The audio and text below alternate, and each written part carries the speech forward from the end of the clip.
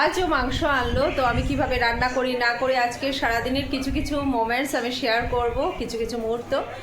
তো দেখতে থাকো আমার ভিডিও। কার কেমন লাগে বা কি আর একটু অ্যাড করার থাকে না থাকে আমাকে কমেন্টে জানাবে, তাহলে তো আমি ইমপ্রুভও করতে পারবো। মাংসের জন্য আলু আমি বসিয়ে দিলাম। তো আলু একটু হলুদ লবণ দিয়ে ভালো করে সাঁতলিয়ে নিলাম, কারণ আলুটাই মেইন। মাংসের আলু কিন্তু আমি অসম্ভব ভালোবাসি। মাংস কম নিলেও আলুটা আমি পুরাই নেই।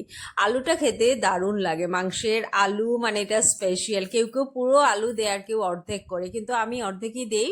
আর কোনো সময় পুরো ছোট ছোট আলু হলে আমি একটু গুলটাই মানে পুরোটাই দিতে পছন্দ করি, কারণ মাংসের মানে স্পেশাল একটাই হলো, এটা হলো আলু। তারপর আমি সাতলিয়ে আলু উঠিয়ে নিলাম গামলায়। আর এদিকে আবার অন্য কাজও করছি, একদিকে কাজ করছি একদিকে রান্না, যেটা আমার মতো সবারই হয়ে থাকে। এক এক হাতে সব কাজ হয় না, তো এদিক সেদিক করে করতেই আছি সারাদিন, সকাল থেকেই শুরু হয়।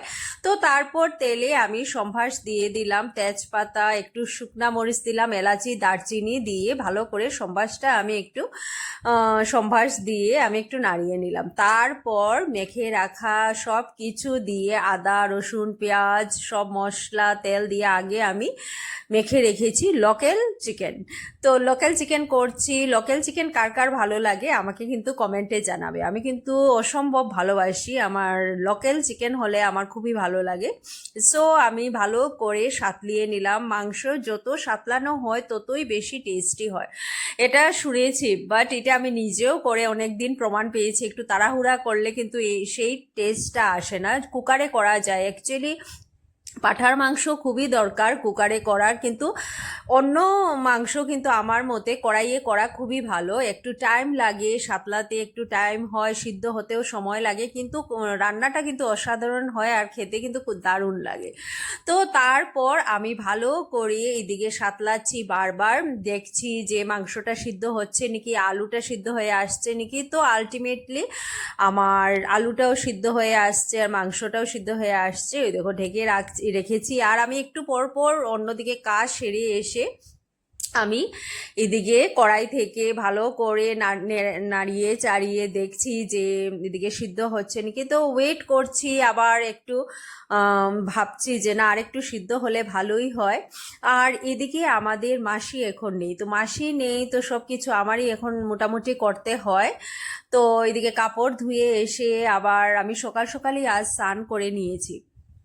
ভাবলাম যে সকালে হয়ে গেলে মানে ভালোই হয়। তো আমার একটু মনে হচ্ছিল যে সকালেই আমি স্নান করি, অ্যাকচুয়ালি কিন্তু আমি সকালে করি না, অনেক দেরি হয়ে যায় আমার স্নান করতে করতে। তো আলটিমেটলি আমি এখন ঘরটা মুছবো এটাই ওয়েট করছি। আর এই দেখো আমার এইদিকে মাংসটা পুরো মানে সিদ্ধ হয়ে গেছে, আর কালারটা তো দারুণ আসছিল একদম, মানে ফ্লেভার তো অসাধারণ, বলার মতো নেই। আর নামানোর আগে কিন্তু আমি গরম মশলা দিয়ে তারপর নামিয়ে নিয়েছি। তারপর শুরু হয়ে গেল আমার ঘর মুছার পালা।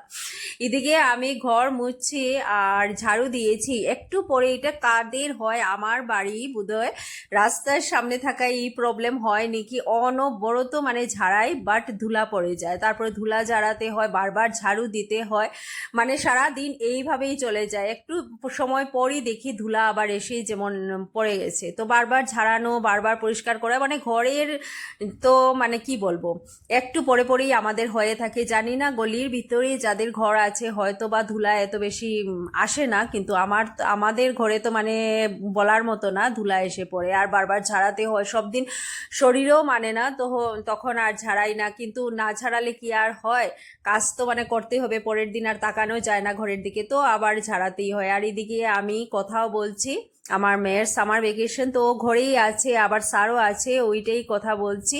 আমারও একটু কাজ আছে, তো কোথায় যাব কি আমি বলবো। তো এদিকে আমি ঘরটা মুছে ফেললাম, সব ঘর মুছে এদিকে সব কাজ শেষ করে আবার গেলাম কাপড় আমার মেলতে হবে, কারণ কাপড় আমি ধুয়ে রেখে এসেছিলাম, তারপর আমি মেলতে গেলাম।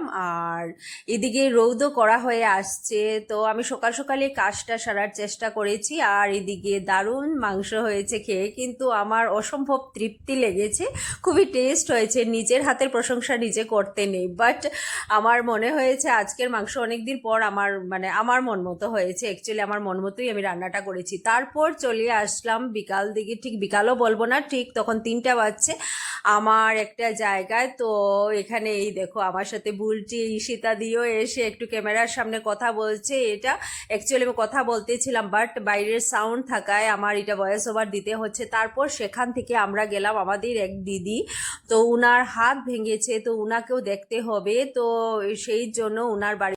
আজকে সারাদিন আমার এইভাবে ব্যস্ততাতে কাটলো, আরও অনেক কিছু ছিল শেয়ার করার, বাট অ্যাজ ইউজুয়াল আমি করতে পারিনি। তো আজকের মতো এতটুকুই। কার কেমন লাগলো আমাকে কমেন্টে জানাবে। ওকে, টাটা, বাই বাই।